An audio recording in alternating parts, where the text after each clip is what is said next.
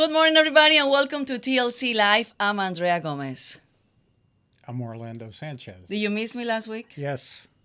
A lot? La Reina del Sur no estuvo aquí. Well, I saw that you have an ambassador here at the studio. The ambassador did a good job, but as I told him, he can never fill your shoes. Absolutely. Well, my shoes is, very high heels. It's difficult to feel my high heels. I'm having equipment failure here. I can't hear anything out of here. Okay, here we Mark, go. yeah. Okay. Okay. No? You got to get me some new. Again? See, we wear these little things so we can hear. This is the third time I buy a new one for massive him. equipment failure. What do you do with that? You're supposed to just, plug it in every Wednesday and that's it. Do you do something else with that? No, I don't. On other days? I don't understand. No, I don't do anything with it. Well, this week is back to school for the Houston Independent School District. And many school districts. And many school districts that started like last week and the week before. I took my kids to college. Yes, you took your kids and then you harassed them the following weekend by showing up. Yeah, I'm an empty nester, and I just so sad that after a week that I'm dropping off my son in Texas A&M, I went a week later, and I thought he was gonna be super happy seeing mommy. I told you. And he wasn't. Nope. He probably embarrassed the hell out of him. His mommy shows up the first weekend that he's on campus. How embarrassing. No, not only that, I saw it with my parents. So grandparents and mommy cleaning his room. Imagine all his friends and the roommate. Oh my God. I said, well, Harry, I'll see you next year. I'm not going to do it again. So please, parents. He was probably going like please, this, parents, yeah. if you guys are having, kids first time in college, don't do that what I did. Don't show up just unannounced. And he told me, Mom, I'm 18. Just a little bit of better communication. Yeah. So, politics, a couple of things. I've thought it interesting that they have set a trial date for former President Trump in 6 weeks. It took the apparently highly incompetent district attorney in Fulton County, Georgia, 4 years to develop a case against Donald Trump and dozens of his cohorts. And she wants to give him little over a month to prepare for a trial. That's just fascinating to me. And I mean, if people don't think the Democrat machine is after Republicans by weaponizing district attorneys and attorney generals in the United States, just look at the basic unfairness of that. That, you indict a guy and then you say, okay, get ready for trial in 6 weeks. Are you kidding me? This is history in this country. Yeah. This is history. The other piece of news is, of course, I saw a mailer an email by the Harris County Democratic Party saying that, this is how they get people that are dependent on government handouts. Of course, Social Security is not a government handout. We pay into Social Security by paying taxes most of our working life, and then we get benefits. But Andrea, in the 1930s, when they started Social Security, people's life expectancy in the United States was probably 67, 68, 69. The most. People lived to 90. Mm-hmm. Here we are in 2021. People are living into their 80s and 90s. And even right? 100s. Yeah, we have research now that deals with diseases. People's potentially fatal diseases are being cured. And so people are living 30, 35, maybe 40 years after retirement age. We cannot sustain that. Social Security was never meant to take care of you for 1/3 of your life. It was to help you in your golden years by giving you a stream of income for the 4, 5, 6, 7, maybe 10 years that you were alive. But again, life expectancy has grown substantially. And so anytime there's any talk about making sure that they're not entitlements because we pay to them. So these benefit programs, if they're adjusted, and what they're saying is we need to raise the retirement age for young people that haven't started contributing because their life expectancy is long. If we don't do that, Social Security is going to go broke. Mm-hmm. The United States is going to go broke. Remind you that we have $32 trillion worth of debt that we owe. That does not include the entitlements that are already programmed into the program. So, we've got to deal with this as reasonable citizens and taxpayers, and not listen to the alarms that are going off inside of Washington D.C. by one party or the other. So those are my two comments about today's political environment. Those are the news on politics. But also, talking about politics, I mean, everything has to do with politics. Yep. Education, economy, everything has to do with politics. So this is the week of back to school for the HISD, but also the first time that the new board members from the Texas Education Agency, it's also taking care, or, took over of the HISD. I want you to explain the background. How did everything started in 2018, December 28th, with the press conference that you were the main character? As always, you're the main character. So many years ago, an African American state legislator from Houston wrote a bill that says if schools continued to fail, not perform, that the Texas Education Agency could take over that school district and manage the school district until it's put back on course. Harold Dutton was the state representative. I think at the time, and I haven't done the research, but I think that Sylvester Turner was a member of the Texas legislature. I don't know how he voted on the bill, but my assumption is he voted in favor of it. So fast forward several years later, HISD continued to have failing schools, among them Phyllis Wheatley School, which is a storied African American school that produced people like Barbara Jordan and many others. Those schools were failing their communities. So 2018, I, and Andrea was with me and several other folks, held a press conference across the street from the Hattie Mae Administration Building, demanding that the governor once and for all send in the Texas Education Agency to take command and control of the Houston Independent School District. Why? Among other things, not only were they failing students, parents, and the future of Texas, but several board members had been indicted in federal cases for racketeering and stealing money, and it just became an intractable problem. A week later, the governor announces that he's going to send the TEA in to take over HISD. The education bureaucracy, the education unions filed lawsuits in the state district court. It went to the Court of Appeals and ultimately to the Texas Supreme Court. The Supreme Court says it's valid legislation. TEA can, in fact, take over the Houston Independent School District. And then the TEA moved in with Mr. Miles. So that happened 2018. Then a week later, which was at the beginning of 2019, is when Governor Greg Abbott announced. But then fast forward, it was, happened a couple of years. And it just happened this year, 2023, when finally the Texas Education Agency took over. And that was after it finished the school year in May. And then during the summer, it was a transition. And now this week is the first week that HISD is having the new board members by the TEA. Correct.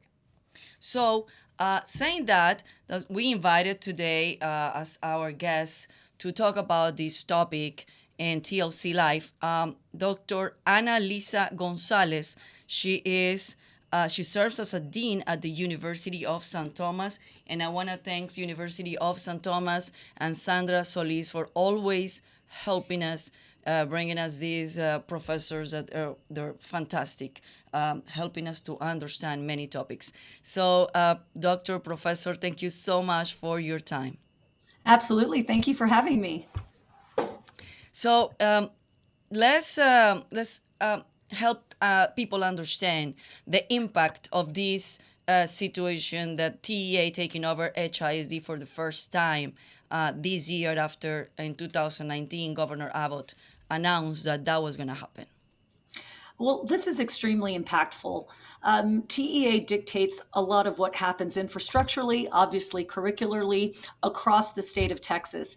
And so the impact that it's having is going to be very far reaching. We're looking beyond just demographics. We're now looking at psychographics also, and the effect that it's going to have on the constituents in HISD, not just the students, but faculty, members, teachers, professional educators, from the top down. So it's going to be quite impactful. When you say impactful, what do you mean?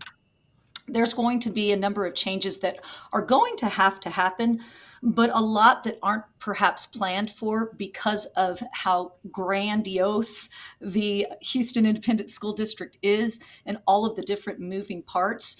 There's going to be a lot of change that happens particular to professional educators and the roles that they play, teachers and the roles that they play, and curriculum that is dictated to them that then also impacts students. And again, if we're looking at demographics and psychographics, we're not just contending with ethnicity or those that have a different language that is their first language. We're looking at culture, subcultures of cultures. And if we're not being really planful, there can be an effect that is not being planned for and not being necessarily thought of, so that we're going to lose time. Instructional time is extremely precious, and it should be planned thoughtfully, and it should be planned in a differentiated way so that students are getting an equitable education, what they need, not necessarily equal, but what it is they need to be successful. And psychographics and demographics literally lead the way for that. So I'm hoping that they've been very planful for the impact that they're going to make on all students. I have in your bio that you were at some point a teacher and assistant principal in Houston ISD. So I wanted you give us the insight on that. Like, what year was that? What was your experience back then in HISD, and how things have been changed? Absolutely. So, late 90s is when I was a teacher. I was a special education teacher. I began as a life skills teacher and moved to resource. And I also did bilingual special education just because the school, the campus that I was on, um, catered to students that were definitely in need of not only remediation, but bilingual education also. I then became assistant principal there because I was pursuing my uh, master's degree in educational leadership here at the University of St. Thomas at the time. So I was allowed to move into that position because I knew the campus very well. I knew the needs very well. And I'll tell you, a lot has indeed changed. That was the early 2000s, and that's when we saw No Child Left Behind um, being enacted. And at that time, I was still on an HISD campus, but I was also getting my doctorate at the University of Houston. So I was kind of playing a dual role at the time, and I saw a lot of change that was coming down the pipeline. There were things that I could do, academic freedom, I could cater to the needs of my students. Late 90s, early 2000s. But what we started to see is things like Project Clear at the time, where teachers were being told, here's your script, this is what you need to do. And so some of the changes that I wanted to make as an administrator weren't as easily being had because there was a lot of stipulations based upon accountability and high stakes testing and things of that sort. That's when we really took that turn. And because of that, it changed my trajectory to higher education. And it was because of the fact that I felt like my hands are being tied to the things I know I need to be doing. And so, again, now we work with professional educators here on campus. We train teachers, and we're seeing a lot of the same types of things happening. And the populations that need the most are sometimes getting the least. And so I'm very concerned about a cookie cutter type of approach that I've seen evolving over the years. I'm a taxpayer in several counties in Texas and support one, two, three different school districts: Freestone Independent School District, Fairfield Independent School District between Houston and Dallas, Houston Independent School District, and Kinney and Brackett Independent School District in Kinney County. How come school districts like Fairfield Independent School District and Brackett Independent School District, who, by the way, their population is about 80% Hispanic, have such a great success rate? And how come urban school districts like Houston don't? I think a lot of times it has to do with leadership. It really does. It has to do with what it is the leader, sorry, at the end of the day, what it is the leader is looking for, what it is they want the result to be. So I think a lot of times the leadership has been lacking in that they're representing things other than the students and the teachers with regard to the end results. So when we have really good leaders in place that are mindful of what it is that's necessary in the classroom to teach this diverse population, again, all demographics and psychographics considered, then we're allowed to execute the things that we know are correct. We can implement the programs that we recognize work for diverse populations. It really truly is about leadership and that leader establishing an infrastructure that allows for teachers to teach based upon the needs of their students and allows administrators to manage as opposed to police so that they knowing that they recognize the population that their school serves and they adjust accordingly. They're flexible. They still have that end result in mind. We want all, for example, fourth graders to definitely meet those standards that are dictated by TEA, but we want to have some leeway as to how that happens, recognizing the population that we're serving. And I think a lot of times that gets muddied when the leadership is not necessarily in place where it should be. So, if I hear you correctly, then the problem lies with the leadership of the Houston Independent School District as opposed to other school districts that are diverse, because Fairfield Independent School District is heavily African American, and a lot of Hispanics are moving into the area, working in rural farms and ranches. Kinney County has a large Hispanic population along with the Anglo population. So, what I'm hearing you say is that the leadership in Houston was not up to par. I, I'm feeling like the leadership, they were heading in different directions, and when multiple perspectives are great, correct, but shared vision and shared mission is absolutely necessary, or else you have different facets doing things that they think is best for the populations that they're serving. But if we're not doing it collectively, then we're going to see that some, because of the structure of HISD, we're going to see that some of the regional districts are getting exactly what it is they need while others are not. I think it's just important to have that leader recognize exactly what's necessary in that particular region and do whatever it is necessary, resources, materials, staffing, faculty, to ensure that the students in that particular district or region of the district are being properly served based upon their needs. And I think too, one of the things about it also is, my daughters have attended a private school, Montessori, for their K through 12 experiences. And the population on this campus is extremely diverse. And nonetheless, it works. So there's a structure. And when you have a plan and an approach, you can serve the masses beautifully according to their particular needs. You know, one of the things I've noticed, I've served in the U.S. military, which is a massive operation, right? Whether it's the Marine Corps, the Navy, the Air Force, any of them. Or you take corporations that are massive corporations like ExxonMobil. They all have policies and procedures.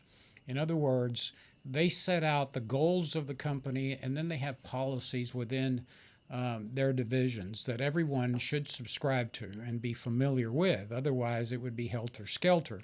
So, um, uh, the Houston Independent School District is so massive. I think it's the third, fourth largest district in the United States, that it has to have policies and procedures in place. Otherwise, it's just mayhem, right? I mean, we had campuses that were failing, students were failing. We had a disproportionate dropout rate among Hispanics in Houston, and nobody was really paying attention. So, I mean, having policies and procedures uh, dictated by either the CEO of the corporation, the Joint Chiefs of Staff of the military, or the head of the TEA, the State Board of Education, is not necessarily a bad thing, correct? Absolutely not. Policies, procedures, standards, absolutely. We should all be aligned with, because again, at the end of the day, we want students to reach certain standards and optimize their potential. Policies, regulations, standards should indeed dictate what it is that we do to make sure that students are successful. Now, We also have to remember that we're working with human beings. And because they're human beings, they bring individual differences that we have to consider, even from outside of the classroom. So that leader has to recognize those things, align with standards and policies, most definitely, or else you're exactly correct. It would be mayhem. But you also have to take in consideration those non educational and educational factors and make sure that that is in alignment as well. When we have populations that are failing, it's a phenomena. Is it that Hispanic, for example, in special education, we have a high representation of Hispanic males? Is it that Hispanic males don't learn as well as others, or are the ones that are born with these disabilities? It's a phenomena. We have to delve in deeper, seeing what we're doing that is causing this phenomena. There's something that we're contributing. We're not considering certain things, perhaps, because it can't be true that this population is just predisposed to specific learning disabilities and things of that sort. So we have to take that human element also. Definitely alignment with policies and standards, but also uh, considering those individual differences of the population that we're serving and the needs of the teachers based upon those independent differences. Dr. Gonzalez, it got my attention that you were saying that in the 90s, when you were working for HISD, you start seeing that the district was giving the teachers to, scripted. And trying to, I don't understand what was the purpose.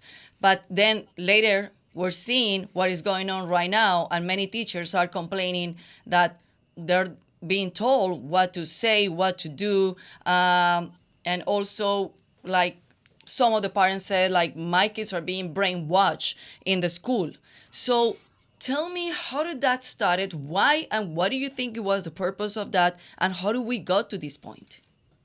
Well, I believe a lot of it had to do, there's work out of Stanford University, Linda Darling Hammond, and when I worked at Rice University, Linda McNeil, they did a lot of research actually here in HISD. And one of the things that they talked about was a test prep curriculum, because these students have to pass this test. At the time, it was TOS, then TAX, then STAR. And because of that, Project Clear came in and a few other programs, and we're scripting what it is we need to teach, because these are the things that our students will see on those standardized tests, and those high stakes were posted. So if my students are not passing that test, I'm being blamed for it, number one, which we can look at that in several different ways. But the idea is, the district was saying, okay, we're going to tell you exactly what you need to say and exactly what you need to do, so that we can pour this information into the student's brain so that when they take that test, they pass. It's high stakes. There's accountability that's married to that. And because of that, we saw the test prep curriculum, the birth of the test prep curriculum, where a lot of these students were getting surface level types of instruction as opposed to critical thinking and higher order processing. That's what comes with scripting, because just for example, if I'm a fourth grader, but I read on a first grade level and you hand me fourth grade materials, there's not a whole lot I'm going to get from those unless my teacher is allowed to differentiate. She or he is allowed to supplement that. And so that cookie cutter scripted approach really wasn't working because of the diversity that exists in our school districts. And I wanted you to explain also to our viewers and many parents that they don't understand why teachers and the school districts are preparing these kids for these standards test, because they're getting money from the government, on funding from the government, depends of the scores of this test. And that's why it's so important that they emphasize all year along, like, working for the kids to pass these tests. Yeah, and it is. It's the high stakes and accountability that was married back in the early 2000s that really started to cause the issues with the test prep curriculum. And when I think about being a teacher and I think about teacher education, and that's what we do. That's our business here in the School of Education and Human Services. One of the things we talk about is navigating that system, because you are indeed held accountable for those student scores. Should those students be passing those tests? Absolutely. But the best way for them to do that is to provide them with a very rich curriculum, a lot of critical thinking types of activities, a lot of depth, interactions, and things of that sort. Differentiation and supplement uh, based upon their particular needs, the perhaps reading levels or math levels, whatever it is that they need to be able to close that gap. And what was happening is that if your students are not passing, again, funding is the big issue, obviously, but it also has to do with your position as a teacher. We saw back then that a lot of teachers that were in testing grade levels, because it's third grade and beyond for the STAR, fourth grade teachers being demoted to first grade because their students didn't pass the test. And it was not because they weren't doing their job a lot of times. Again, there's always one bad apple in the whole 9 yards, but a lot of times when you're being dictated to and you're given a classroom of students that have holes in their skills and gaps in their knowledge, there's things that you have to do to bring them up to that level. But a test prep curriculum is not going to do that. And so I'm demoted, though I'm going out of my way and doing and going above and beyond to be able to meet the needs of my students. But it's not being recognized because they didn't pass a test. What role did teachers' union play in all this? In other words, though we hear a lot about that the union was protecting bad teachers. The union would admit they have no bad teachers. How do you assess that? What do you tell the public? And the reason I bring that is because unions, I'm not opposed to unions. I think unions play a role in protecting workers and ensuring their safety and garnering benefits for them, negotiating contracts. But protecting the bad is not something that's beneficial. And I'll give you an example in the corporate world. Back in the 70s and through the late 60s, you saw the unions essentially were part of the problem that brought down the automobile industry in the United States, both Ford and Chrysler and General Motors, because they were manufacturing cars that had what we call legacy costs built into those cars. So they were selling a car for $20,000. It wasn't competing in terms of quality, and in comes a Japanese Corolla made by Toyota, and they were selling them for $8,000, and they were running 300,000 miles. And so here we got a better quality automobile. The auto industry went down the tubes in the United States. The stocks went, many of them filed bankruptcy. The U.S. government has to step in and save Chrysler. Ford went through its problems, General Motors. So what role does the unions play in this problem with public education? Absolutely. So I know that the unions in the Northeast, really have a lot more leverage than those do here in Texas, but they play a very key role because you're exactly right. They could definitely support the good, but they can also support the bad. And so again, this for me has a lot to do with vision and again what it is we're trying to accomplish and keeping that in the back of our minds, in the front of our minds, in all the decisions that we make. Again, leadership is really key. What exactly, it's kind of the idea in teaching, we call it backward design. What do we want the end result to be? What exactly we want for our teachers in the school systems, our professional educators, that needs to be something that we consider in every single decision that we make with regard to unions. That needs to be something that's taken into consideration, not just that, obviously, students, but also taking into consideration the needs that teachers have and professional educators have, and how their needs are so far reaching that they affect all students, number one, but that we keep our eyes on that prize. There's so many different influences particular to unions and the larger, grander scheme of things, that we sometimes can get caught up in, okay, what is it that can happen for us? How can we elevate ourselves? But we really need to make sure that we continually keep our eye on that prize because they do indeed influence what's happening in those school districts. And a lot of times when we're protecting teachers for the sake of protecting teachers as opposed to excellent teachers that are doing whatever it is that they need to do, then we probably need to realign, and we need to look at our vision and our mission and really shift according to the needs of the school districts and the educators that serve those school districts. So again, it goes back to that idea of leadership and keeping in line with what our strategic vision is, so that we can help all students and all teachers to maximize their potential. So now let's go back to the TEA now, because you were saying, I mean, hopefully, and that's what we everybody hope that they come with a good plan to change everything.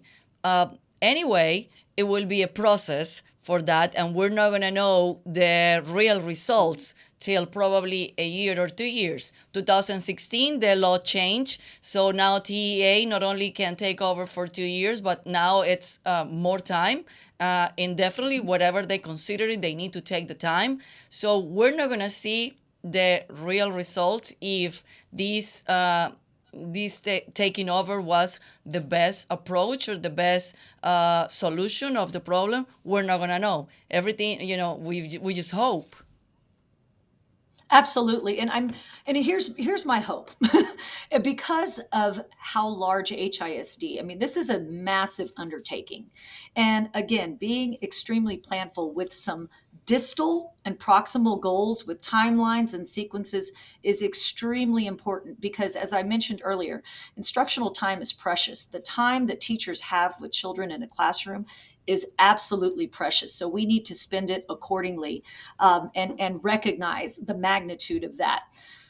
And when I say that to say, I hope that the distal and proximal plans that they've set are representing the changes that they need to make, but doing so in a very strategic way so as to not infringe upon instructional time, to not infringe upon the needs of the students. It's a huge undertaking. And what happened this summer, I know there, just knowing several people and having a lot of colleagues in HISD, there's still some things that they're working out, and they will be working those things out. But I'm hoping that those distal and proximal goals will help to ensure that students are not losing time.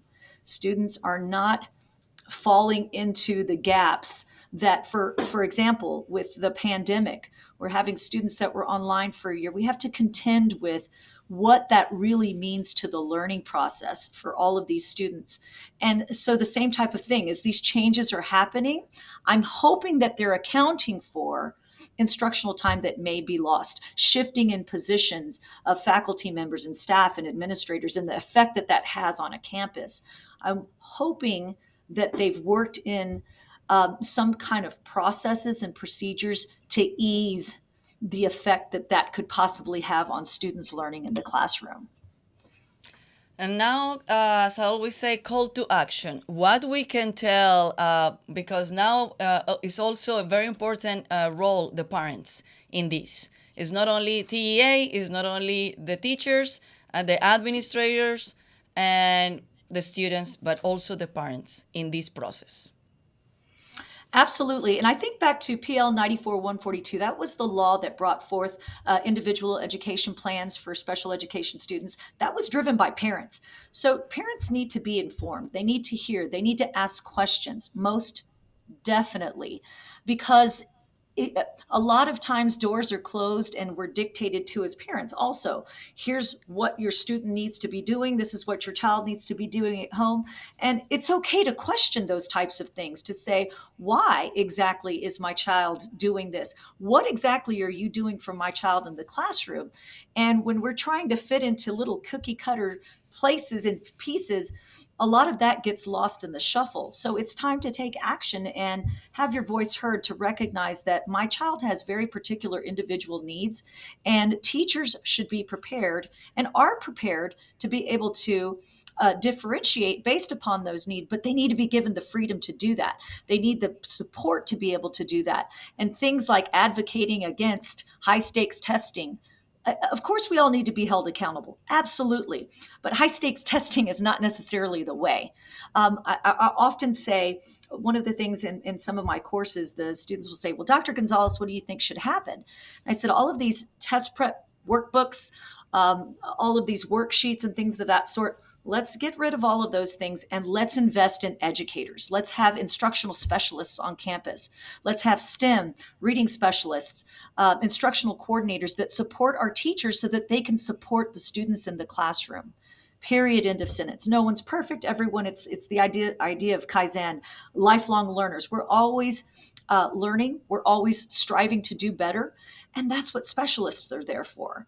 That's what professional educators are there for, to support these teachers so they can support these students. So as parents, we definitely have to have our voices heard to be able to say, this is what we want on our campuses.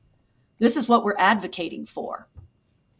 What role should, one of the arguments that I tend to make is that, public education, at least I'm an immigrant. I immigrated to Houston in 1962, did not speak a word of English.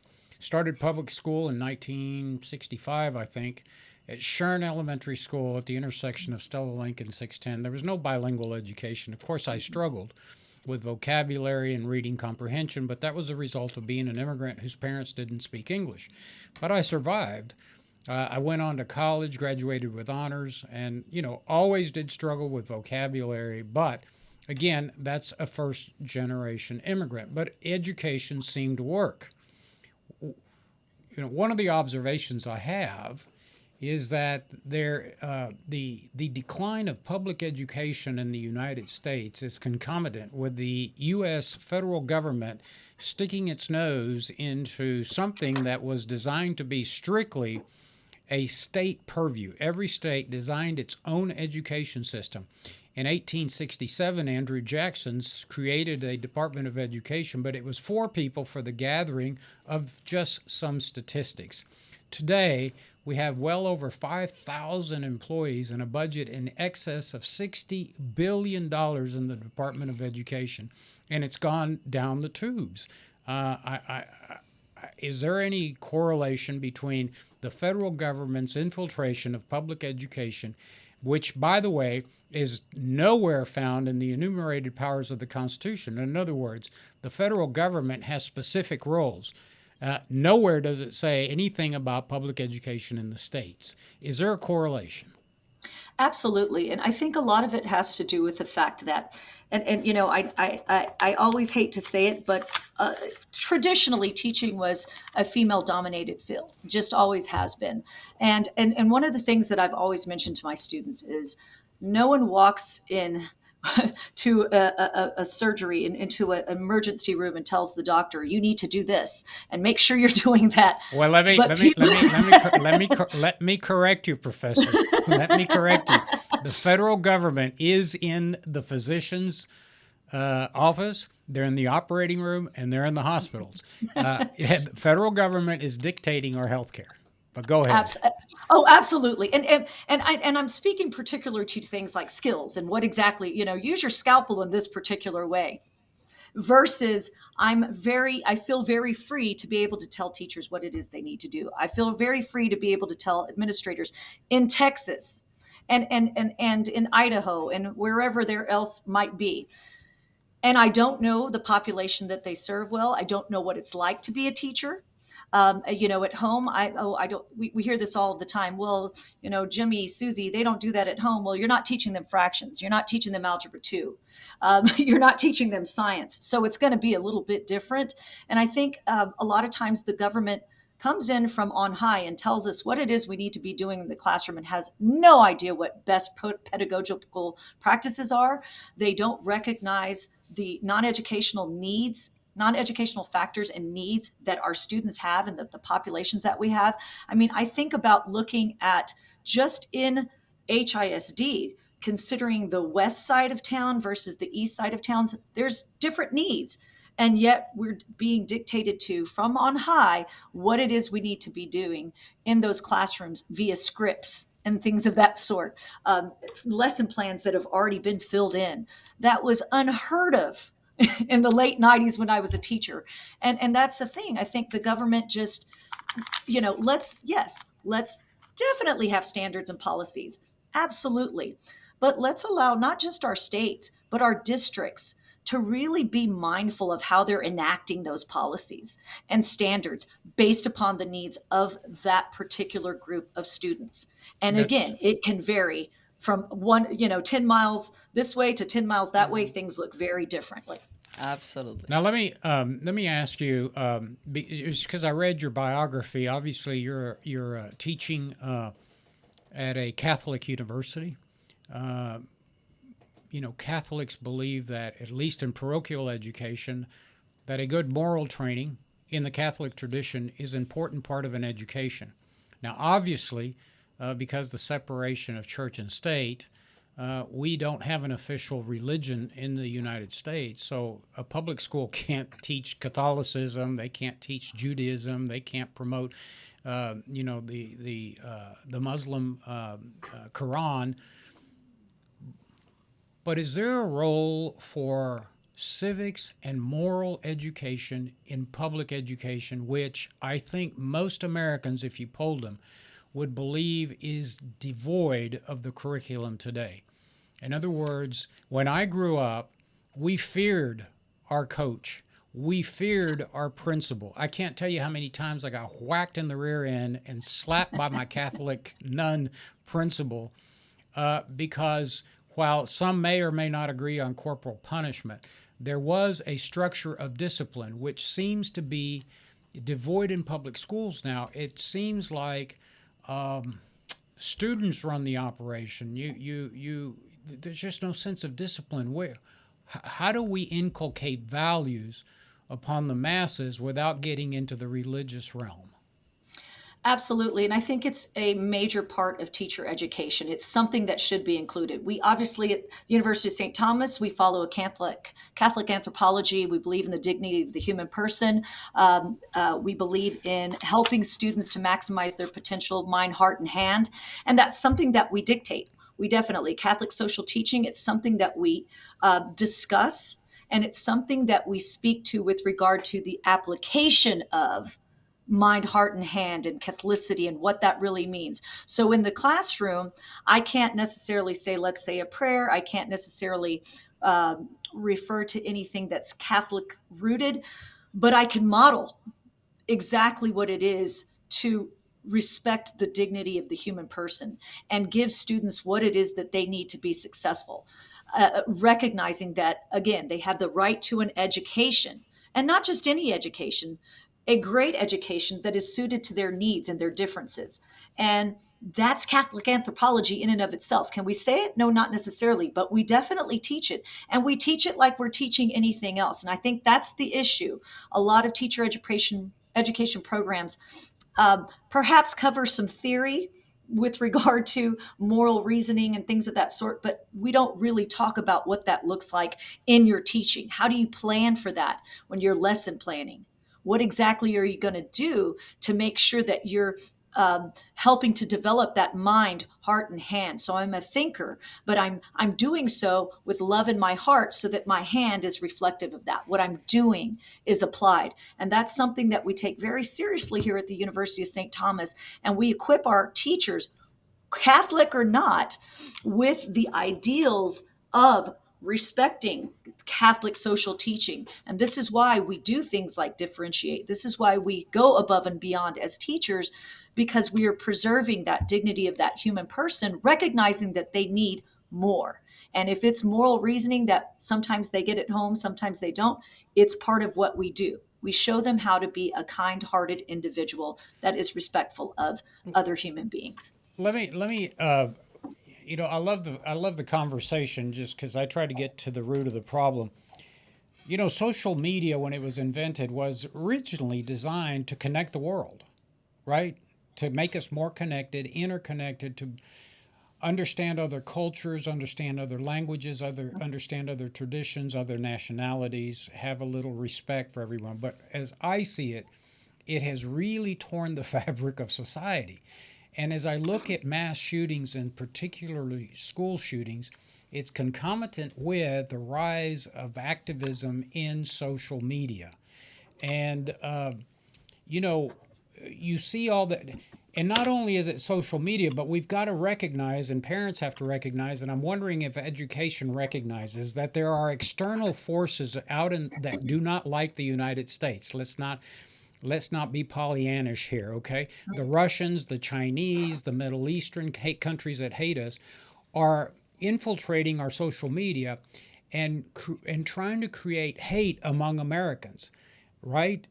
One group versus another group versus racial groups versus transgendered versus gay, women versus men, Hispanic immigrants, illegal aliens, they just want to tear us apart. And it seems to me like these fringe groups, these hate groups, which do exist because we see that all the time, whether it's a Walmart shooting, a church shooting of African Americans, or going into a Dollar General store in Florida and taking your vengeance out on African Americans, which are our fellow citizens. All of that is driven by hate. But that hate is driven by fear, and the fear is inculcated by a lack of education and socialization and understanding our culture. Would you agree with that? That social media has really ramped up this anxiety and controversy among our society? Absolutely. I think you're exactly correct. The social media, yes, let's globalization. Let's be able to learn about other cultures, even though they're thousands of miles away. And it has had the opposite effect. I think that idea of hate, not just hate of other groups, but hate of yourself, because I'm trying to match up to this irreality that I see in this snippet Precisely. on a Precisely. TikTok or whatever it may be. You don't see the reality that that person's living in. It looks so glamorous. And how do I keep up with that irreality? Stereotypes, and not truly interacting with individuals the way that I should, receptive and expressive skills and things of that sort. That doesn't happen via social media. It's coming at you. It's very receptive, but what do I bring to it? And when I'm receiving all of these messages that are extremely stereotypical, that are just laden with hate, absolutely it's going to have influence on how I grow. We always say racists are not born, they're socialized. I You're agree not with that. born inherently racist. You hear things, you see things, and you're socialized. And so when we look at social media, we're desensitized to so many different things. And these are our children. I mean, I was mindful of what my children watched on TV years ago when they were younger. And now with social media, it's 10 times, tenfold what it is that you need to be mindful of, because we have these kids that are babysit by TikTok and all these social media types of things. And no one's interpreting things for them. No one's telling them this is not reality. No one's Yeah. telling them this is not what all individuals are like. And that, it's like any other propaganda. It's being fed to them by the spoonful. And in one of our classes, our digital instructional strategies course, that's one of the things we talk about is how to use technology, how to teach children to use technology for things other than social media, Yeah. how to detect when things are a little bit off, what we can and can't believe that we see on the internet. Because it's necessary. It's a whole other thing where we will lock our doors, but do we turn off our social media accounts at night to protect Yeah. our children? Yeah, and I'll tell you what's even more frightening is that with artificial intelligence and all of these social media companies, and I don't want to pick on one, but I'm just going to use one as an example, Meta and Facebook, they're gathering so much data on our children that by the time they're adults, they can virtually predict a human being's next step, next decision, next thought, next executed action. And it's amazing to me that our legislators are allowing this, that they're preying upon and gathering data and building these massive models based on millions of data points that we transact every day, that no one has tried to control that. Not that we're for government control, but when corporations run amok, as social media has, I think it's time to step in, that society says through our representative, there have to be some parameters. I mean, do you agree or disagree with that? I totally agree with that. There definitely has to be parameters. Look at the effect that it's having on our children. These children are our future. They're the next generation that's going to be running this country, and it absolutely. We have to take the reins. We have to be advocates for our children. We have to recognize that when it's so funny because I'm not on necessarily on a lot of social media or things of that sort. My daughter said, "Mom, we want to create this account for you so you can see what Aunt Sonia's doing and what all my nieces are doing." And we have a French bulldog, and I clicked on something, and all of a sudden, that's all I was getting. And I said, Mhm. "How on earth is it that they know so much about what we're doing?" Well, algorithms. How is that safe? How is that safe? It is as if they are in our homes, walking in and taking note of everything that our children are doing, everything that we're doing. It's extremely scary. Yeah, And they want to pull the reins and tell us what to do in education, but Facebook is just allowed to run it exactly Oh the way yeah. that they want to. AI, it's the new thing and it's great. Is it? It's scary. It's right. extremely scary. And I think you're right, Orlando. The idea of we need to advocate. We need to let our representatives know that this is something that we're extremely concerned about. Yeah, I know the pressures of social media. I follow Andrea on Facebook, and I'm just depressed every time. I mean, just I can't keep up, but I just get depressed. Whatever. Uh, Dr. Gonzalez, you've been amazing. Thank you so much Thank you. for all your information, for the knowledge, and for help us to understand the situation, especially you being in the early in late or early 90s in HISD, and now understand what is going on years later or She decades was in the later. battlefield, Yeah. take dodging incoming missiles. By the way, do you usted habla español? Sí. Okay, Sí, bueno. nomás un poquito. Nomás un poquito. Okay, all right. No puedo practicar cada día y por eso no es tan formal como en el pasado. Well, we have a good translator here, so she can help us. Okay. Professor, it's been wonderful. Thank you for your time. I know you're quite busy as the dean of the department, and we thank you for your time and hope to have you back sometime soon. Absolutely. Absolutely. Thank And you so thank you much. I for appreciate University it. of St. Thomas always helping us. You are very welcome. Yes, we love you guys. Take care. Thank you so Thank much. you. Bye bye. Bye bye. Wow. Wonderful. Very knowledgeable, very dedicated, obviously very committed to not only her role as dean of the university, but looking out for the future of our country, which is the education of our children. Absolutely. And I can, Everybody's been worried about since that about 700 BC. Plato wrote about the education of children. Everybody's been worried about it, so yeah. So concerned. this is a topic that we need to keep bringing it to TLC because definitely Yeah. it's very important. Yep. All right. Well, thanks for tuning in. As you know, we are a volunteer driven organization. We rely on the generosity of Texans to keep us going. This is part of what we do as a weekly program to try to expand the knowledge base that you may have as a citizen of this state and of this great country and how to affect public policy changes. We want to make sure that our audience is informed. And so to do that, it's expensive. As you know, we have our Leadership Latino class, which was probably our largest class that we've had. I know it was fantastic, and we're looking for another Leadership Latino class at the beginning. No, at the end of January next year, 2024. So please visit us on TexasLatinoConservatives.com. Here is a picture of our class back in August. At the beginning of August, it was 4th and 5th August. So that is a very, very large class, and I'm so proud of not only TLC, how we're being growing and develop the program with Leadership Latino, but the people that is being elected and the leaders. Well, I was just going to say, Andrea, the president of the Katy Independent School District Board of Trustees, Mr. Perez, was endorsed by TLC. 3 members of the Board of Trustees of Katy Independent School Districts are graduates of Leadership Latino. Yeah.